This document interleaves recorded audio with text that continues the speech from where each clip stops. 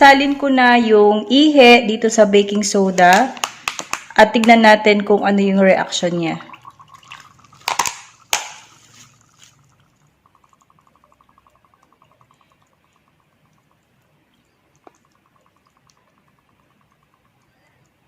So, nagbabubbles lang siya ng konti. Intayin lang natin ng ilang minutes pa.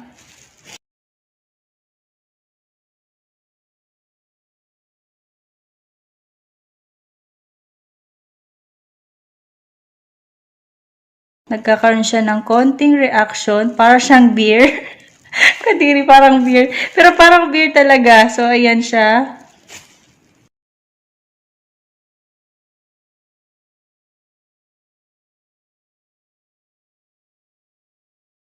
So, ayan na. Nagbabubbles na siya.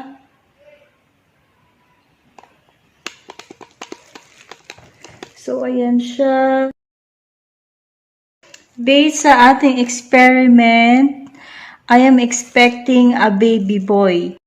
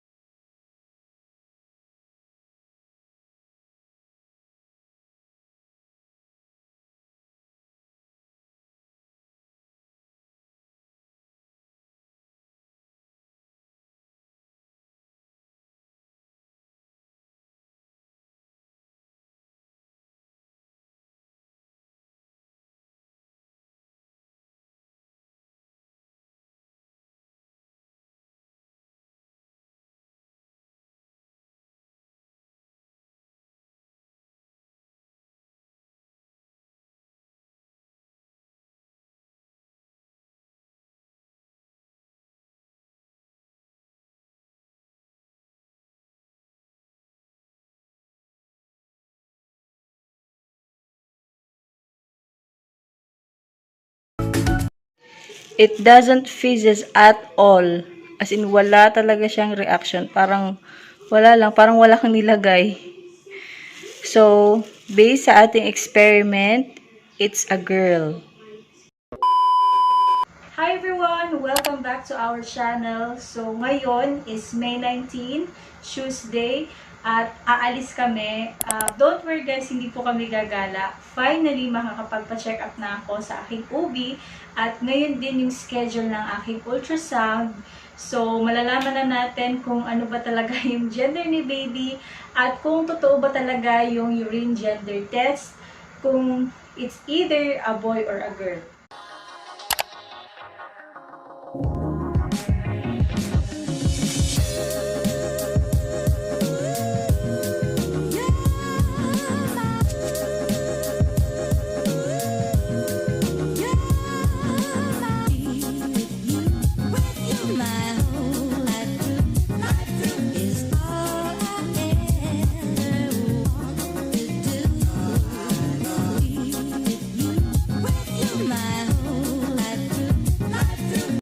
We're here at Shakey's guys. Hintay lang namin si daddy kasi may nilakad lang sa bangko.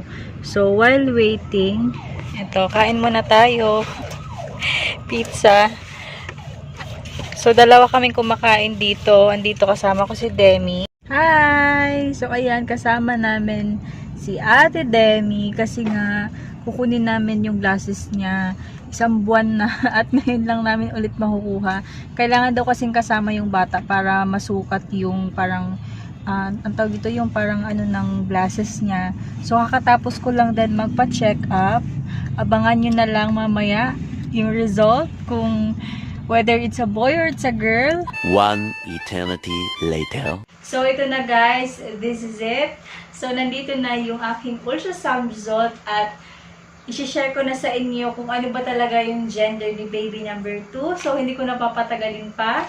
At, ang gender ni baby number 2 ay...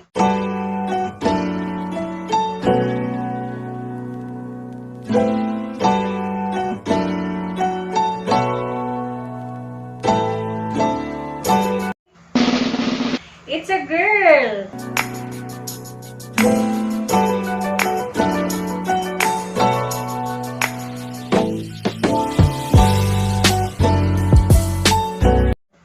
So, kung napapansin nyo doon sa pinakaunang video clip sa video na to, in-insert ko yung aking urine gender test way back 3 months ago at yung result nun is baby boy, and then may nagsabi kasi sa akin na i-try ko ulit after ilang months kung malapit na akong magpa-ultrasound. So, what I did is nag-try ulit ako kaninang morning, and then yung result niya is baby girl.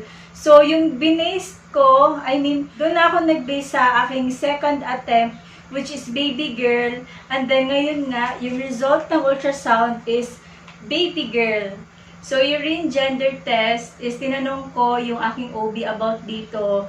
At sabi niya, hindi daw totoo yun or wala daw connection yung urine para malaman yung gender ni baby. Anyway, urine gender test is just an old wives' tale. So, parang katuwaan lang talaga. This is just a myth or mga pinaniniwalaan ng ating mga lolo, lola, or doon sa probinsya.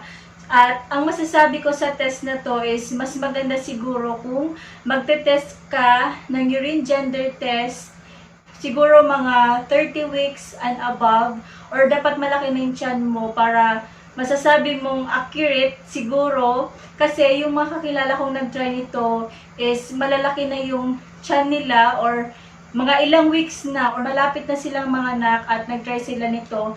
At ayun, sabi nila totoo daw. Kasi, di ba, napansin nyo, nung nag-try ako nung aking first attempt, which is mga 11 weeks pa lang ako noon, and then yung result is baby boy. And then ngayon, 29 weeks na ako, nag-try ako ulit, and then the result is baby girl. Sobrang happy ng aking panganay kasi nga, baby girl yung aming second baby. At syempre, sobrang happy din kami kasi hindi na kami sobrang gagastos sa mga damit, especially sa mga laruan, kasi yung mga dati niyang mga damit ng aking panganay, tsaka yung mga toys niya is tinabi namin, so hindi na kami gagastos. So, better luck next time na lang ulit. Next pregnancy na lang. So, itatry namin mag-conceive ng boy. At sana, makapag-conceive na kami ng boy para kota na. So, ayun guys. That would be all. Thank you for watching. And please subscribe to our YouTube channel para lagi kayong updated sa aming mga future vlogs. Stay safe everyone. Bye!